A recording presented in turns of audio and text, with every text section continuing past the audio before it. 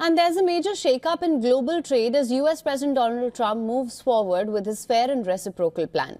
Now, this new strategy aims to level the playing field for American businesses by imposing tariffs that match or exceed those that are placed on the US goods by other countries.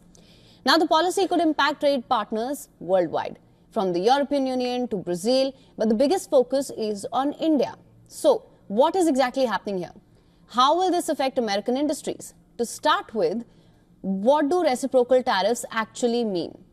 It refers to a policy where the US imposes tariffs which are equal to those its trading partners place on American exports. Now, this approach, it moves away from universal tariffs and instead tailors the taxes to specific countries and industries. Now, under the current system, many countries charge the US significantly higher tariffs on key goods. Brazil charges an 18% tariff on American ethanol, while the US tariff on Brazilian ethanol is just 2.5%. The European Union applies a 10% tariff on US cars, while American tariffs on EU cars are only 2.5%. The United States imposes an average 5% most favored nation tariff on agricultural products. Yet, India's MFN, most favored nation tariff, stands at a massive 39%. So, India has one of the highest tariff disparities, with the American motorcycles previously faced a 100% import tariff in India. But recent cuts have lowered duties to 40% for high-capacity bikes, while India-made motorcycles entering the US remain taxed at just 2.4%. So, India's high tariffs on agricultural imports makes it tough for American farmers to compete. The US trade deficit with India continues to grow due to these imbalances. America has run a goods trade deficit every year since 1975. In 2024, this deficit exceeded $1 trillion. Agriculture alone accounted for a $40 billion deficit, a historic shift for a country long known as a top agricultural exporter.